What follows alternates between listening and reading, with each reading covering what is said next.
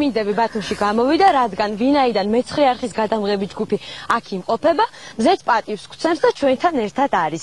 Რა თქმა უნდა, მე კვლავინდებურად ბოტანიკური ბაღიდან გიერთდებით. ბოტანიკური ბაღის ზღვისპირა პარკი, როგორც დაგვერდით წინა ჩართვაში, იგი გახლავთ გიორგი გაბრიჩიძის სახელობის.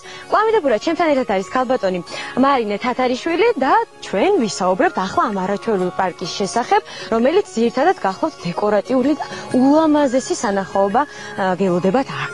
ქალბატონო მარინე, მოდით მოვუყოთ მაყურებელს, რისი ხილვა შეუძლია ამ პარკში და რითი ამაყობს ეს პარკი განსაკუთრებით. გასული საუკუნის 50-იან წლებში ჩრდილოეთ ამერიკის ფლორისტული განყოფილების ტერიტორიაზე შეიქმნა ეს პარკი. Როგორც აღნიშნეთ, ეს პარკი გიორგი გაბრიჩიძის სახელობისაა დღეს და იმ პერიოდში გიორგი გაბრიჩიძე იყო დეკორატიული მებაღეობისა და მეყვავილობის განყოფილების გამგე და უშუალოდ მისი პროექტითა და მონაწილეობით შეიქმნა ეს არაჩვეულებრივი ზღვისპირა პარკი და გამორჩეულია რით, იმით რომ აქ თავმოყრილია მრავალი დეკორატიული მცენარეები და პარკის შექმნის დროს თვითონ ავტორმა გაითვალისწინა მრავალი პრინციპი, დეკორატიულ მებაღეობაში მიღებული მრავალი პრინციპი.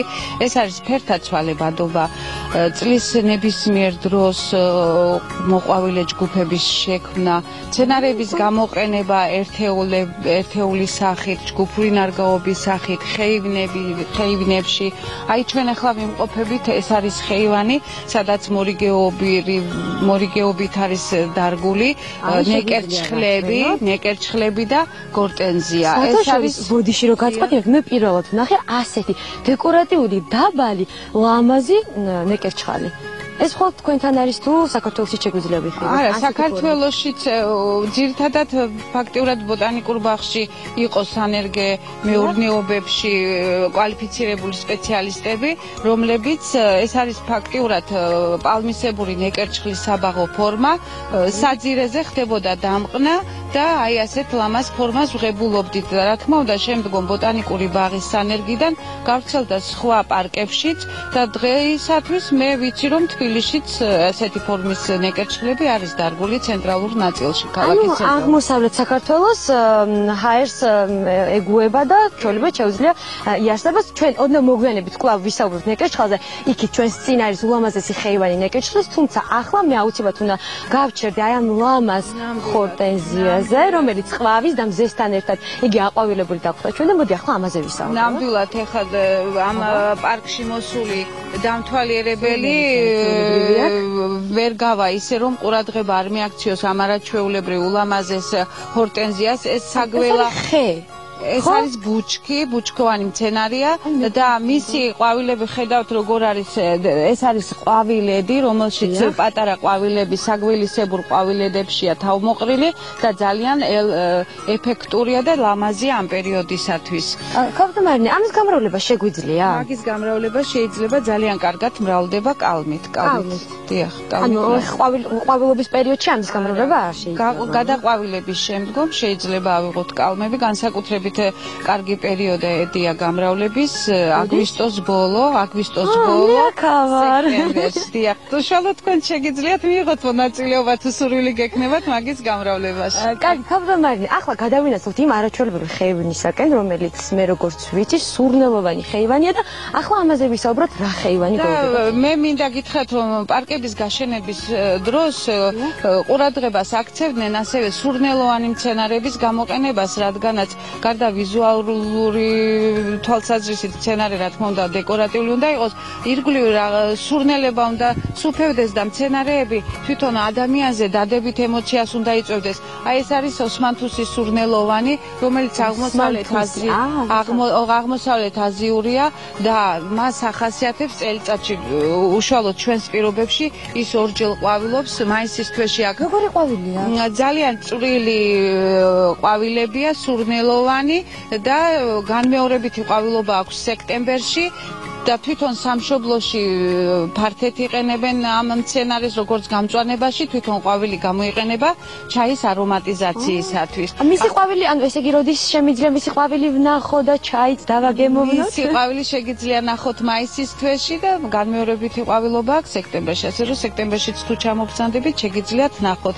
არის ასევე სურნელოვანი მცენარე, მეორე აი თვითონ მცენარეებს შორის არის დარგული, ეს არის მიხელია, ისიც ძალიან სურნელოვანი ყვავილები აქვს, მაგასაც ძალიან არომატული ყვავილობა. ნამდვილად აი ამ ულამაზეს ხეივანში თან სურნელიც რომ ერთვის ამ ყველაფერს, სეირნობა ძალიან კარგია. ახლა ჩვენ გადავინაცვლოთ კიდევ შემდეგ ხეივანში, რომელიც გახლავთ ნეკერჩხლის ხეივანი. მანამდე მე მინდა გაჩვენოთ თქვენ სხვადასხვა პარკებში იყენებენ სხვადასხვა ფორმის მცენარეებს. ეს არის ბურთისებური ფორმა, პირამიდალური ფორმა, მტირალა ფორმები, მაგრამ ამ შემთხვევაში მე მინდა გაჩვენოთ პირამიდალური ფორმის კრიპტომერია, იაპონური კრიპტომერიის საბაღო ფორმა. ეს არის კომპაქტა, ხედავთ როგორი ლამაზია, როგორი კარგი გაშლილი ვარჯი აქვს და ის ქმნის ძალიან კარგ ჩრდილს და დამთვალიერებელს შეუძლია დათვალიერების შემდეგ ჩამოჯდეს და დაისვენოს აი ამ პარკში.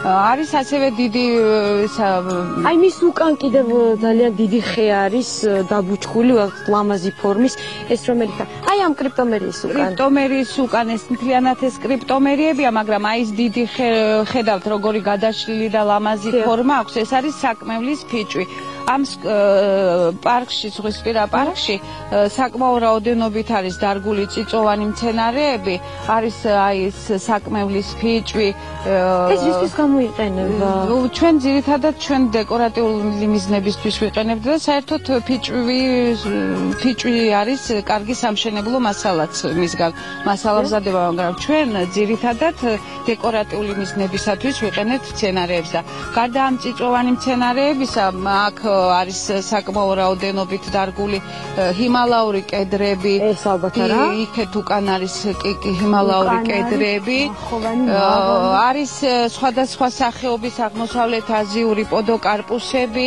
და ასე რომ ეს თვითონ პარკი გამორჩეულია მცენარეთა მრავალფეროვნებით 2011 წლის მონაცემებით აქ მცენარეთა რაოდენობა დაახლოებით 66 სახეობის მცენარეა გამოყენებული და 10 საბაღო ფორმის მცენარე, მაგრამ ეს კიდე ზუსტი ციფრი არ არის, ჩვენ მომავალი წლიდან უკვე ვიწყებთ ამ მცენარების ინვენტარიზაციას, ზუსტად დადგინდება პასპორტები გამრავლდება?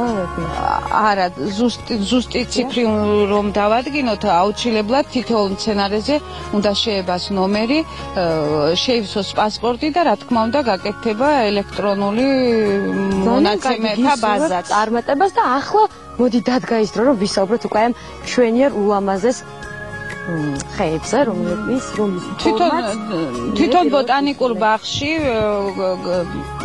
ნეკერჩხლის გვარი ფართოდაა წარმოდგენილი სახეობებითა და საბაღო ფორმებით და ამ შემთხვევაში მე მინდა გიჩვენოთ ეს თვითონ გითხარით და კიდე გავიმეორებ რომ ეს არის აღმოსავლეთ აზიური პალმისებური ნეკერჩხლის საბაღო ფორმა რომელიც სხვადასხვა შეფერილობისაა ფოთლები ძალიან ჰაეროვანია და დამერწმუნება მნახველი რომ აი თვითონ ფერთა ცვალებადობაც აი გამოყენებულია მცენარის ფერთა ცვალებადობა აი ნახეთ როგორი თითქმის ეს არის მისი ნაყოფი მერე გამოიყენება მისი ნაყოფი თითქმის აი ნახეთ როგორი ნაყოფი აქვს პეპელასავითა დიახ პეპელასავითა და ფაქტიურად ეს მცენარე თვითონ მთელი წლის მანძილზე ძალიან დეკორატიულია როგორც თვითონ ფოთლებით ასევე შეიძლება ითქვას ვარჯიც ძალიან არაჩვეულებრივი და ლამაზი აქვს და აი გვერდით არის უკვე მწვანე ფერის ეს